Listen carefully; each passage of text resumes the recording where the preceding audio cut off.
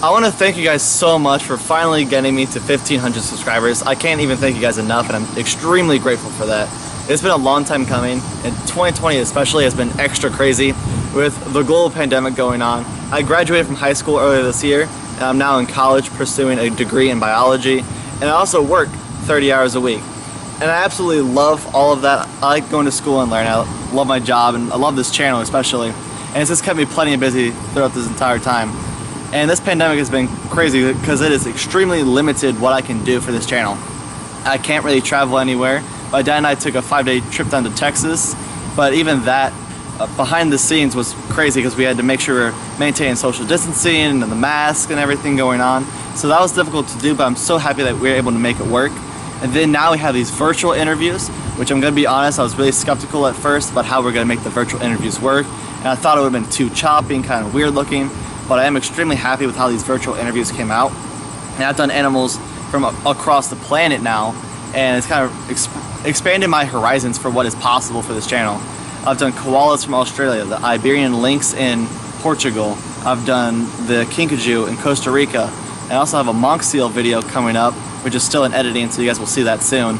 But it is extremely awesome to me, just the potential for this channel and where it's taken me so far, the experiences I've had, and I'm only looking for bigger and better things going on to the future.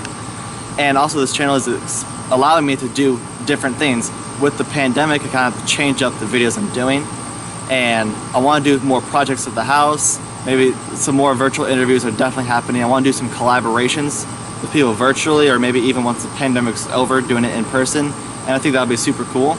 But speaking of projects, you guys saw my one thing I was going to do for my firebelly toads, and I'm still working on that. I'll show you guys about that in a second. But I want to show you guys some of the enclosures that I've changed up in my own collection, and then 2 upcoming projects. Starting off, the first enclosure I'm going to talk about is Aquaman, my collared lizard. And with this enclosure, we really wanted to change up just how it looked, because the red substrate and the red background on the foam just didn't exactly clash well together. It just kind of made everything blend in, and it just kind of looked bland. But we changed the substrate to something that has more rocks in it, it's more realistic. And then we changed the sand up on the rock formations with this black sand, because it looks cooler and it helps add the contrast that the cage really needed. And we put those little plastic bones in there so it looked like fossils in there, and it kind of adds to the look a whole lot, and it looks really cool. I'm a big fan of how the collared lizard's enclosure turned out, but one thing I'm very proud of how it turned out is my Crested Gecko's enclosure. This enclosure looks absolutely amazing to me. It's probably one of my favorites. We added lawn cork tubes that we cut in half and siliconed to the glass. We put vines and other plants in there. We put a lot more live plants in there, and then this branch across the middle. And it just looks super realistic, and I really like how it turned out. It just kind of looks like a little piece of the forest plopped into an enclosure. And I know I say that a lot in some of the other tanks that I do, but this one probably fits the bill the best. But let's go look at my box turtles. This isn't the most exciting stuff here, but we changed the turtles' caves up a little bit to make it feel more like a burrow. We sunk it into the ground, and then it's also a little bit wider, so it helps the turtles turn around better since they are getting bigger because they're growing turtles. And also more routine maintenance stuff. We replaced the heat bulb and the UVB bulb, and then we also added a plant light to help the plants do a little bit better. Because these turtles are destructive and they keep destroying the plants, but this plant light has definitely helped out the plants stay alive at least a little bit longer than before. Last but certainly not least is the little devil himself, my eyelash Crested Gecko. He was super mean compared to most other Crested Geckos who are usually nice, but he got another complete redo of his enclosure. We have 2 trees in there with little branches sticking off of them, and a lot of live plants in there for him. And we put this nice frog moss on the bottom, which helps a lot. We have the automatic misting system, and sometimes water just sits down on the bottom, but this moss has helped out a lot with that. It kind of creates a lot less drainage in the bottom, a lot less just mud and crap that sits in the bottom of this enclosure. But since that was the last enclosure, let's move on to the 2 new projects I have coming up. The last you saw of this tank here, it was filled with dirt, water, and had the whole pump operation going with all the plants. And as you can see, it has absolutely none of that now. I tore it apart to put this piece of plexiglass in there, and then I put all the foam and I redid the stream and everything like that, and I went to go do a water test, but when I put the foam in there, it pushed up against this piece of plexiglass and broke the silicone seal, And I did have a leak with that first setup, and then I set that up, and then I had another leak thanks to the foam. And then now we're going for attempt number 3. And this would have been a whole lot better if the first time I just didn't cut the foam at all and left that be the seal and the barrier that it was supposed to be. But I didn't like that. I tried to trim it up too much, and when you open it up, water soaks in there like a sponge and ruins everything. So don't do that. If you can get a piece of plexiglass like this, or just leave the foam like it was, do that.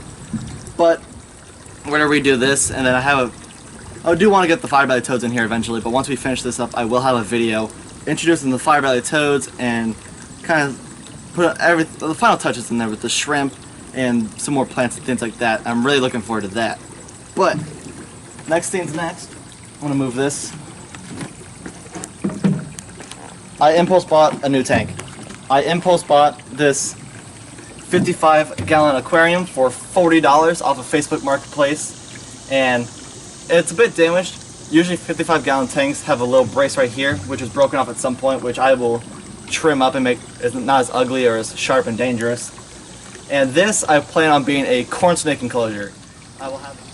In the next month or so, I will have a corn snake growing in a 10-gallon, because from my local pet store, the tie-dye iguana, you get them as these little snakes, and I'm not going to put a little corn snake in a big tank like this. Because one, it gives a lot more possibility to escape, and a small snake in a big enclosure like this will kind of stress it out unless you have a bunch of stuff to help it out. But I'm going to have the snake grow up in a 10-gallon off camera. I'm not going to show that at all because it's not going to be an exciting setup.